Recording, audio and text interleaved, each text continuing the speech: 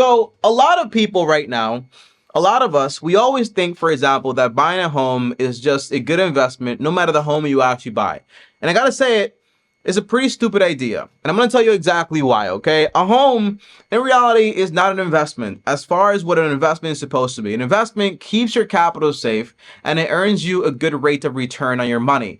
But when you think about actually buying a home, if you actually use common sense here, it comes down to you buy a home, you spend so much money on insurance and taxes and interest and also maintenance on this thing that when you actually calculate all those things and also the money you could have made by investing it and the difference, you can only hope to break even on a home. But at its core, a home is still super important, and the answer is very simple. It cuts down on your cost of living, it lowers your risk, it also gives you peace of mind, and you actually own something that's actually going towards your pocket and you're no longer renting. It makes a big difference. But as far as an investment, as far as whatever home I buy is a good investment, the answer is no, it is terrible. The only way you consider a home an investment is if you buy a home for a lot less than it's worth and you make money when you get into the deal and you keep that same equity level in it, and then you basically get to own it, and when the time comes to actually sell it, you make a good profit based on the actual price you paid for initially. Most people, when they buy a home, they're not thinking like this. They're not thinking about buying a home that has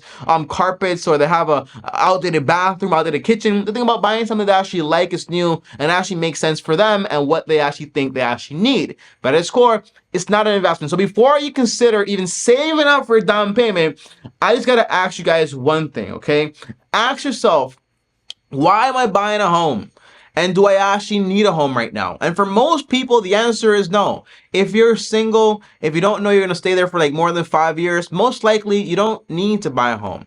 I bought a home because really I felt like it was the next step. Very stupid of me. I should have just kept renting for a little longer and then bought a home when I actually need a home. In my sense, I'll need a home when I have, for example, a wife, I'm ready to have some kids, and now boom, now I need a home, okay? But now I have a home, I have peace of mind or whatever, but I could have waited a little longer. That's my point, okay?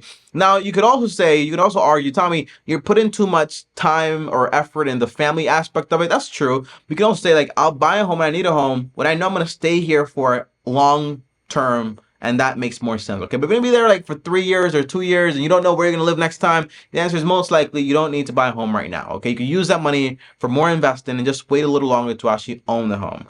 But let's get into this video. And as always, guys, like this video and top out, also subscribe and hit the bell so you get notified. Now, the first thing is, if you want to save up a ton of money fast for a down payment, the most important thing you could probably do is remove a lot of the friction in your life. That means get your budget in order. So where is your money going, obviously, okay? Get that in order, because if you're spending money on trash, the things you don't need, that's all money you could have been saving. On top of that, if you're spending money on high interest debt, then guess what?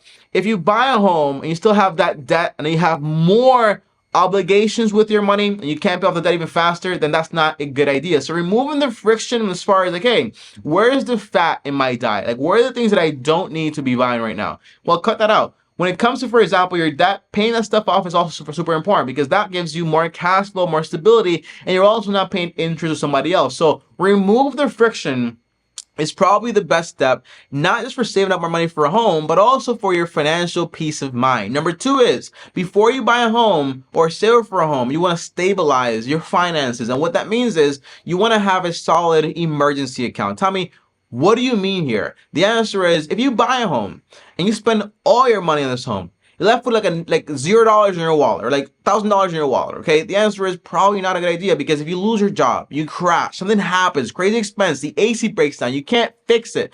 Guess what?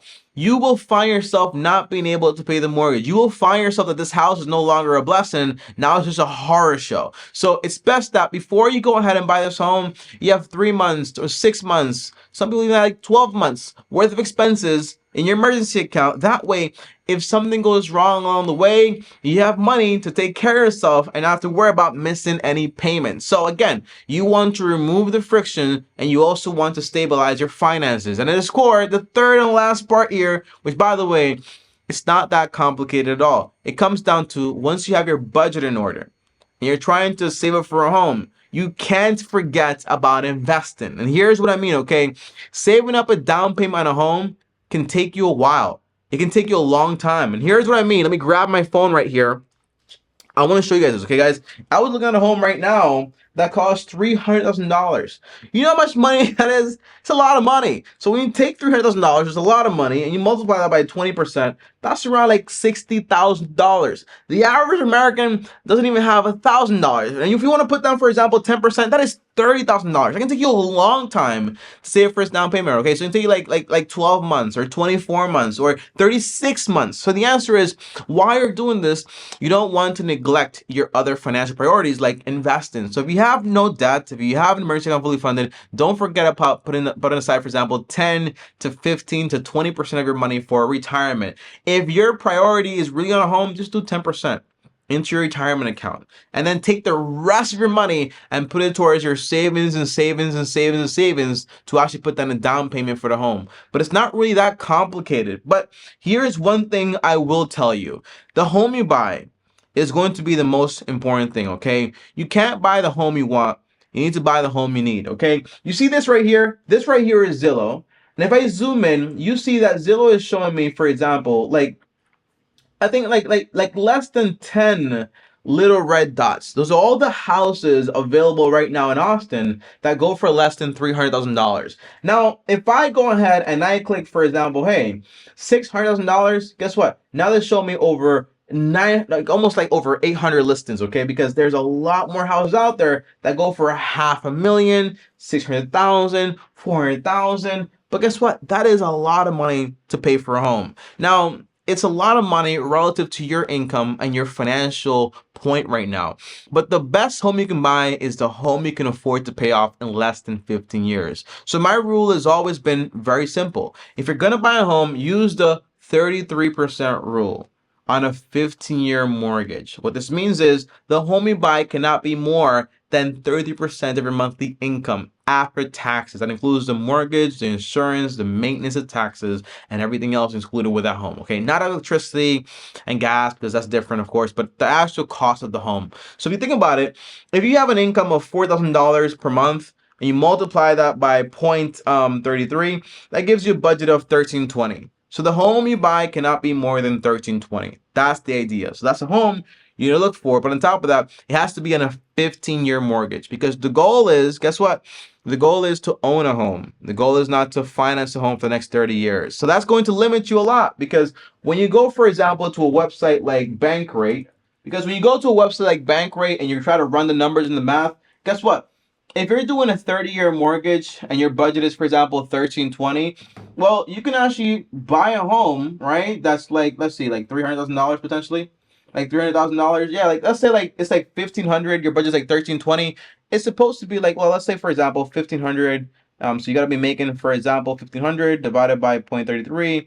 Gotta be like around like $4,500, like your actual income. But if you're trying to buy a home, guess what? You can buy a home for $300,000 if it is on a 30-year mortgage. But if you change 30-year term to 15-year term, that same payment goes from $1,500 to $2,000. Meaning that if you're trying to use the budget, the more time, right, the less amount of money you have to pay monthly, but it does cost you more in interest and everything else. So the goal is you want to pay this thing off faster. So now your actual budget goes from $300,000, it goes down all the way to, let's say, for example, put potentially like 220, right?